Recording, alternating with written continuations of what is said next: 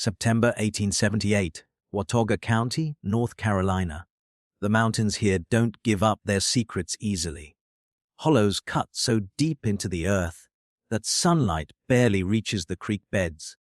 Ridges climb so high that clouds settle between the peaks like wool caught on wire. In these mountains, a family could live their entire lives without seeing a stranger. A child could vanish and never be found. Cora Dunsworth was 7 years old when she disappeared. Her family lived on land they didn't own, working soil that belonged to someone else, sleeping in a cabin that could be taken away with a single word. On a gloomy afternoon in late September, her mother sent her to fetch water from the creek below their home. It was a path Cora had walked 100 times before. Safe, familiar, routine. She never came home. When the sun began to set and Cora still hadn't returned, her father Emmett walked down to the creek. He found her wooden bucket sitting on the bank, half filled with water. No signs of struggle, no torn fabric, no blood. Just the bucket, abandoned midway through its simple task, as if Cora had simply stepped away for a moment and forgotten to return.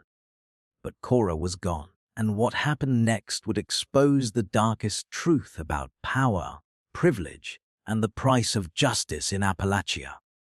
Today, we're uncovering the story of the girl who vanished into the mountains and the monster who hid her there for 4 years.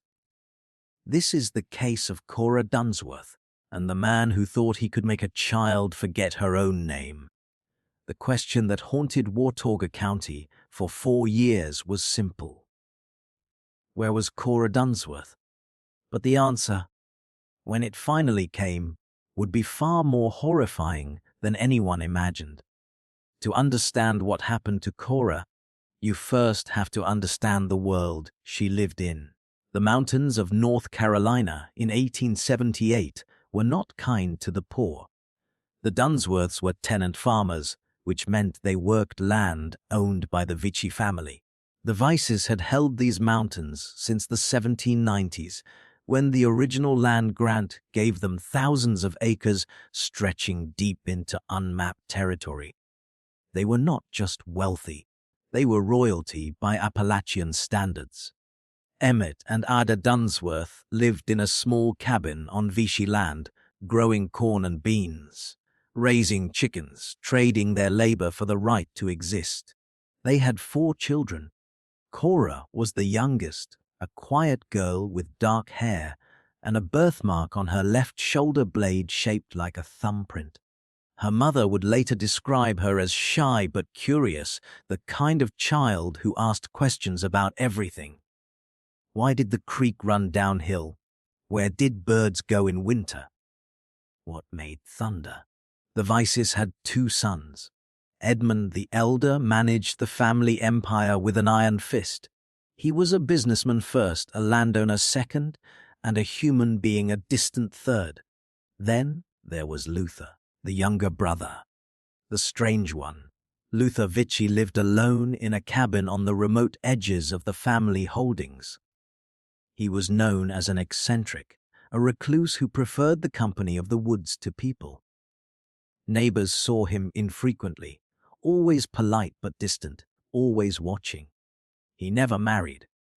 He had no close friends. He kept to himself in a way that people respected in these mountains, where solitude was sometimes the only peace a man could find. But Luther had a secret, and that secret had been growing for years. In 1874, 4 years before Cora disappeared, Luther began keeping a journal. The pages documented his fixation on the Dunsworth family. He wrote about watching them from the tree line. He wrote about Cora specifically, describing her movements, her routines, the times she went to the creek alone. The entries were methodical, patient, calculated.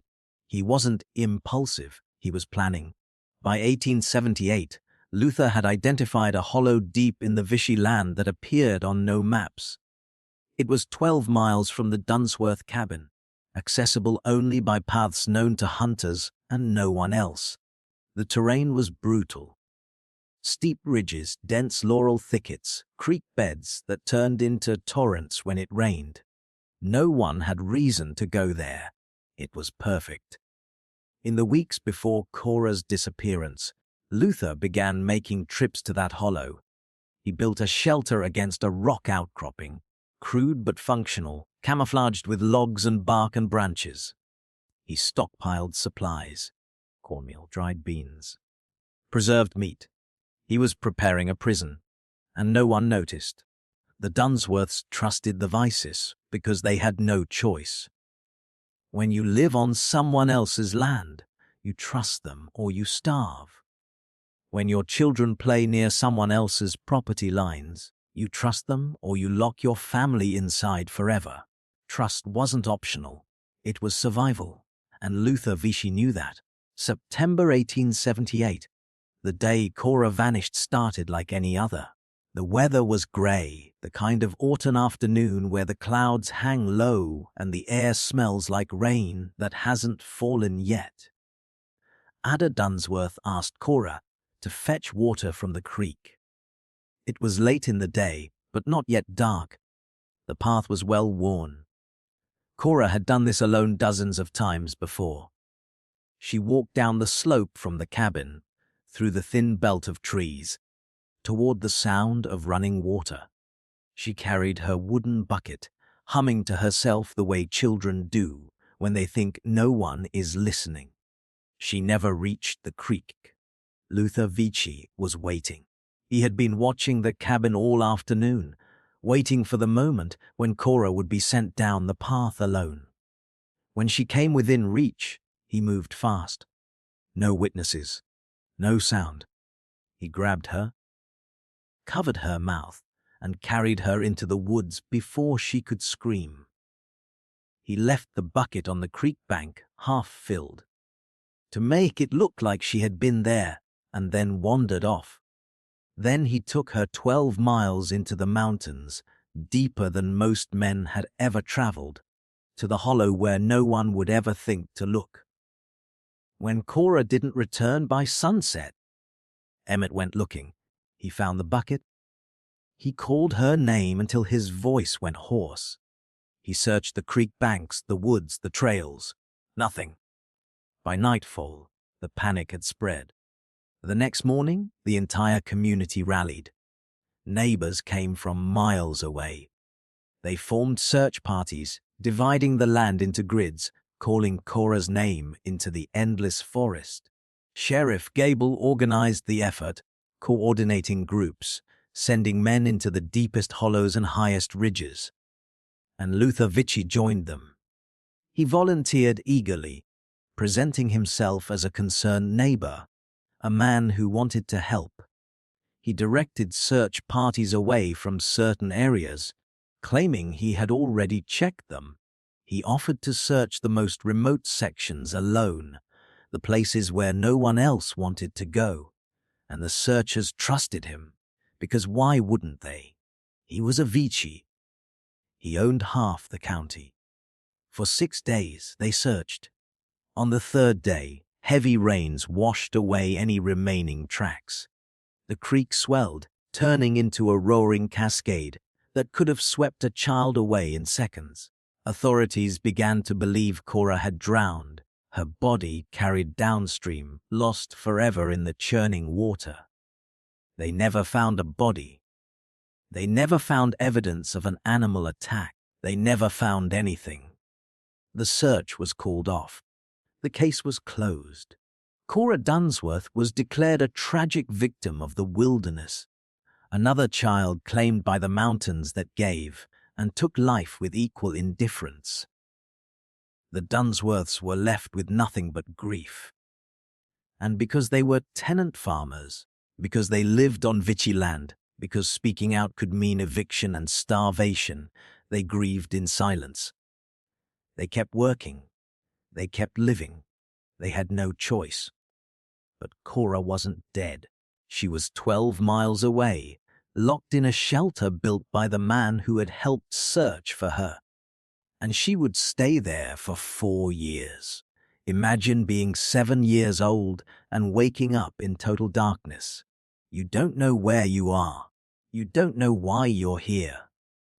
You call for your mother, but no one answers. You scream until your throat bleeds, but no one comes. This was Cora's reality for 460 days. The shelter Luther built was barely large enough to stand in. It was constructed against a rock outcropping, with rough, hewn logs forming the walls and a canvas tarp weighted down over the entrance. Inside there was a dirt floor, a thin blanket, a wooden bowl. No windows, no light except when Luther visited. He came every 2 to 3 weeks bringing supplies. Cornmeal, dried beans, water in clay jugs. He never spoke to her. He never explained. He just left the food and disappeared back into the forest, leaving Cora alone in the suffocating dark. Over time, Cora stopped speaking. There was no one to speak to. She stopped crying, because crying changed nothing. She stopped being a child and became something else, something that survived. She scratched drawings into the wooden walls with rocks she found in the dirt, trees, animals. And one drawing she made over and over again, a small figure standing next to a larger figure wearing a hat. The small figure's hand was always reaching toward the larger one. Was it a memory? A plea, a desperate attempt to hold on to the idea of being human? On another section of the wall, Cora scratched vertical lines. Over 300 of them, grouped in sets of 5. She was counting. Days, perhaps, or visits, or moments of consciousness in the endless dark. Each line was a refusal to disappear completely. Each mark was proof that she still existed, even if no one knew where. Luther's journal from this period is almost unbearable to read. He wrote with disturbing pleasure about his deception. He described watching the search parties from a distance, knowing Cora was hidden just miles away. He wrote about the necessity of keeping her isolated so she would forget her previous life. He believed that if he waited long enough, Cora would forget her family, forget her name, and accept him as her only reality. But Cora didn't forget. She endured. Back in the world above, life moved on. The Dunsworths continued farming the land. Ada aged a decade in a single year, her face hollow with unspoken grief. Emmett stopped talking about Cora, not because he had forgotten, but because remembering was too painful. They had 2 other children to raise, bills to pay, rent to make. Grief was a luxury they couldn't afford. The community slowly forgot. New children were born. Old men died. Cora became a story people told at night, a cautionary tale about the dangers of the wilderness. Mothers used her disappearance to frighten children into obedience. Don't wander off, or you'll end up like the Dunsworth girl. And all the while, Cora was alive, counting marks on a wall, drawing pictures in the dark, waiting for someone to find her. But no one was looking anymore. October 15, 1882. 4 years after Cora vanished, 2 railway surveyors named Thomas Ridgway and Benjamin Strait were mapping a proposed route through the mountains. They weren't supposed to be in that hollow. It wasn't part of their assigned grid, but they had heard rumors of a water source that could supply a future depot, so they deviated from their path to verify it. That decision saved Cora's life. As they descended into the hollow, Strait noticed something odd. A section of the rock face looked wrong, too straight, too symmetrical. He called Ridgway over, and together they pulled away branches and bark to reveal the entrance to the shelter. At first, they thought it was an old hunting camp, abandoned, forgotten. But then they heard something, a sound that wasn't wind or animal, a sound that was human, but barely. Ridgway pulled back the canvas tarp and froze. Inside the shelter, illuminated by the weak afternoon light, was a child, or what had once been a child. She was emaciated, her ribs visible through a tattered dress. Her hair was matted into thick knots. Her skin was pale, almost translucent from years without sunlight. And her eyes were wild, feral, filled with a terror so deep it seemed to have replaced everything else. She didn't speak.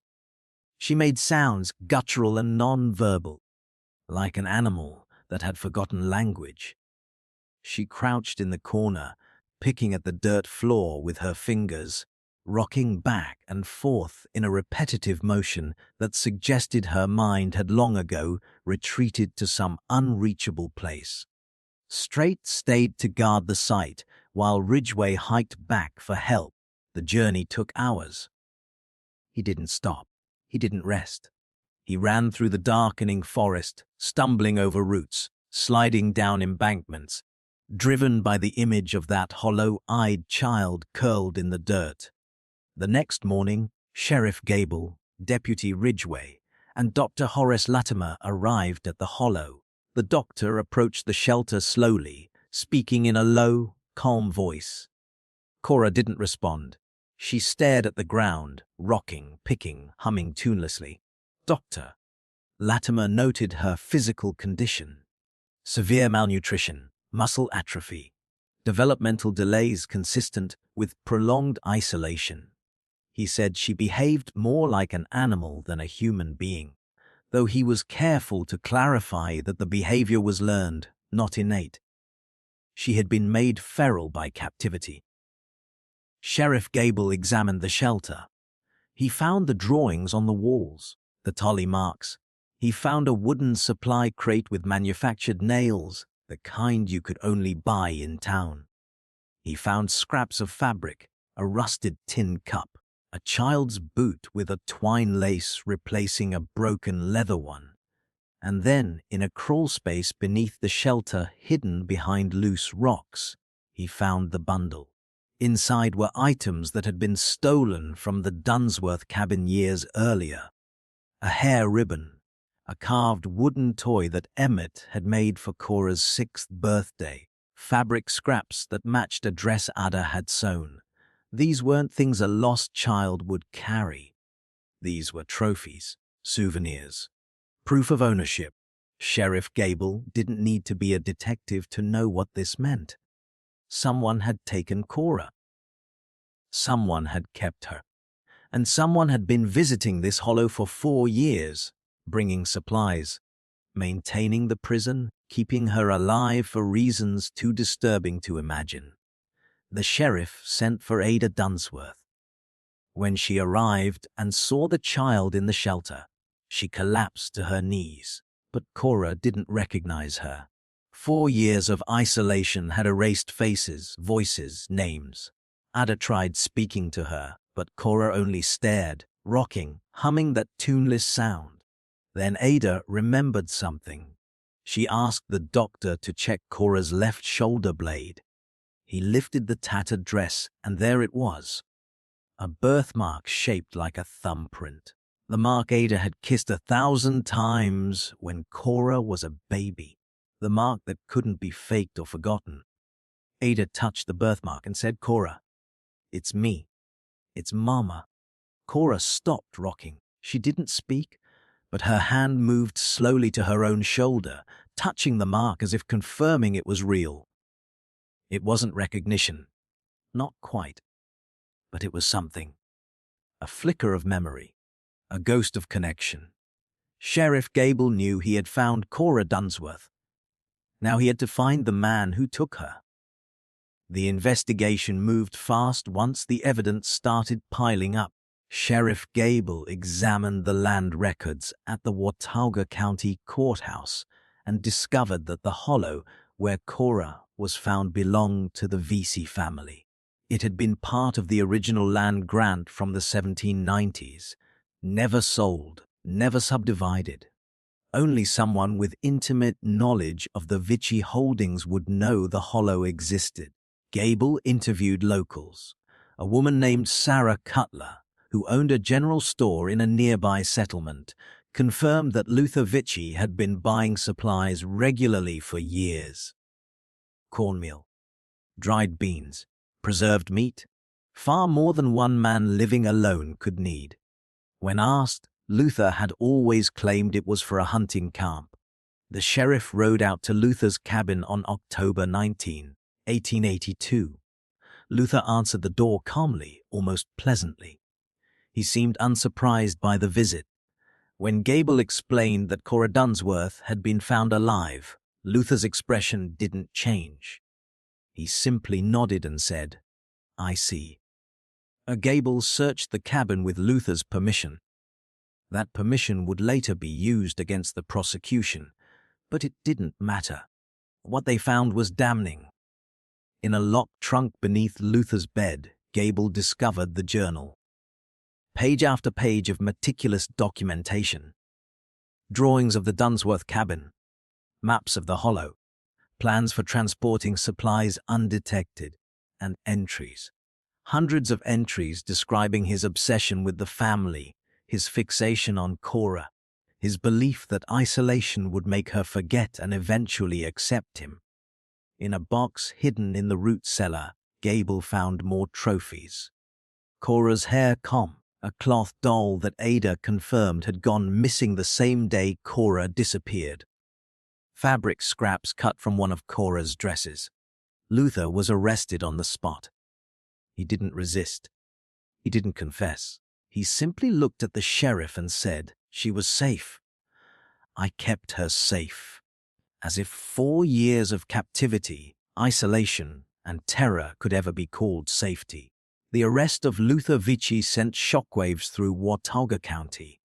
For the first few days, there was jubilation. Justice would be served.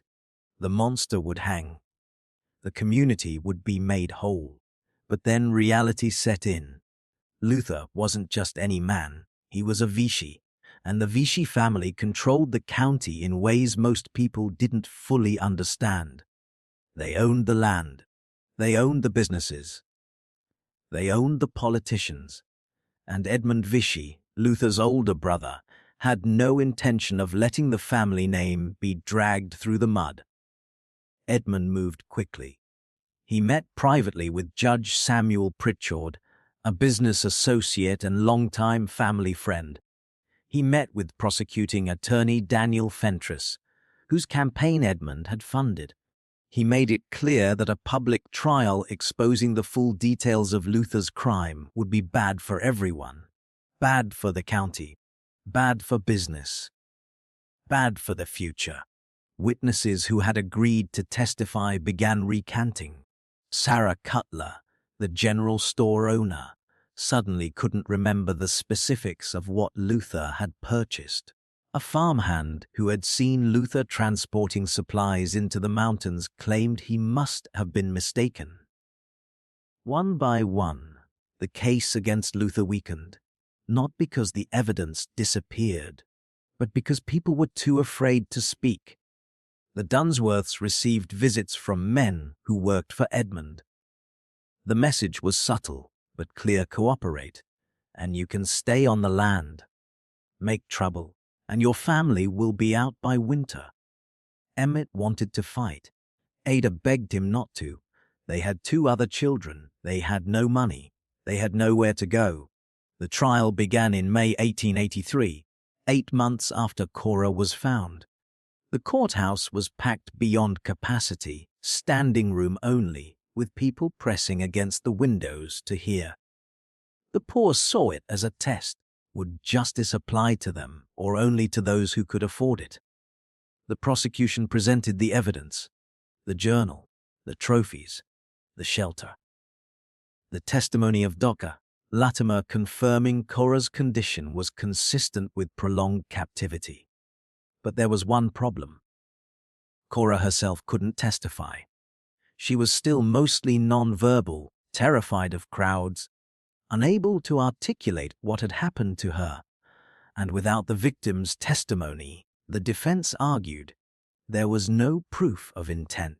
Luther's defense attorney painted him as mentally unstable rather than criminally malicious. He was a recluse, a lonely man, someone who had acted out of a twisted sense of protection rather than malice. He needed treatment, not punishment. The prosecution fought back. This wasn't insanity. This was premeditation. The journal proved Luther had been planning for years. The trophies proved he understood what he was doing. This was a calculated predator, not a confused eccentric. But the fix was in. Judge Pritchard delayed the trial with procedural motions. He ruled that certain evidence couldn't be admitted. He allowed the defense to paint Cora's trauma as proof that she was unreliable, rather than proof of the crime itself. After 8 days, the jury returned a verdict. Luther Vizie was convicted of abduction and unlawful confinement. He was acquitted of the more serious charges of assault, torture, and kidnapping with intent to harm. The sentence was 5 years in prison. 5 years.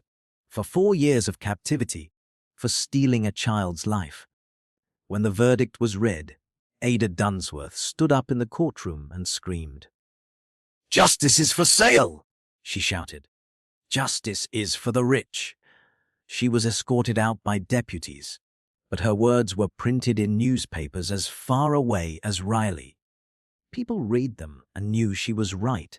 Luther Vizie entered prison in June 1883. He was a model prisoner, quiet and obedient, never causing trouble. The warden noted that he spent most of his time reading and writing letters, though who he was writing to no one knew. In 1886, after serving just 3 years, Luther was released on parole for good behavior. He returned to his cabin on the Vizie land and lived there quietly until his death in 1897. When he died, the local newspaper ran a brief obituary describing him as a private man who preferred solitude. There was no mention of the trial, no mention of Cora. The crime had been scrubbed from the public record, erased as if it had never happened. The Dunsworths didn't wait for Luther's release. In 1884, they left Watauga County and moved to Tennessee. They couldn't bear to live on Vizie land anymore. They couldn't bear to see the mountains where Cora had been lost. They couldn't bear the knowledge that justice had failed them. Ada never recovered from the trial. The grief, the rage, the powerlessness, it consumed her. She worked herself to exhaustion trying to provide for her children, and in 1892, at the age of 43, she collapsed in the fields and died. The doctor called it heart failure. Her family called it what it was, a broken heart. Emmett lived longer, but not better. He died in 1907, having never spoken Cora's name aloud again after the trial. The weight of what had been done to his daughter, and the knowledge that he had been powerless to stop it, followed him to the grave. And Cora? What happened to Cora? She lived. But living is not the same as surviving, and surviving is not the same as healing. Cora never regained full speech. She could manage simple words, short sentences, but the years of isolation had damaged something fundamental in her ability to communicate. She was terrified of enclosed spaces. She couldn't sleep in the dark. She was afraid of men, all men, and would panic if one came too close. She stayed with her siblings, moving from house to house, dependent on their charity, because she couldn't work, couldn't function, couldn't exist in the world without constant supervision. She was 11 years old when she was found, but in many ways, she never grew older than 7. That's where her development had stopped. That's where Luther had frozen her. Cora Dunsworth died in 1926 at the age of 48. She had lived more years outside captivity than inside it, but the captivity never left her. The drawings on the wall, the tally marks, the hollow, they stayed with her until the end. The hollow still exists, The shelter was dismantled years ago, but the rock outcropping remains. Hikers occasionally stumble upon it, usually by accident, and if you know what to look for, you can still see the faint scratches on the stone where Cora once drew her pictures. The trees, the animals, the small figure reaching for the larger one. The Vizie family no longer owns the land. The estate was broken up and sold in the 1920s, the family name fading into history like so many others. But the legacy of what they did, or rather, what they allowed, lingers. This case is a reminder that evil doesn't always look like a monster. Sometimes it looks like a helpful neighbor. Sometimes it wears the face of wealth and respectability. Sometimes it hides in plain sight, protected by power and privilege, confident that justice will never reach it. Cora Dunsworth was 7 years old when she was stolen. She was 11 when she was found. She was 48 when she died. And for every single one of those years, she carried the weight of what Luther Vizie had done to her. The mountains of North Carolina don't give up their secrets easily. But when they do, the truth is often more horrifying than anyone imagined. Justice wasn't served in 1883. But today, Cora's story is remembered. And that, perhaps, is the only justice the forgotten ever receive.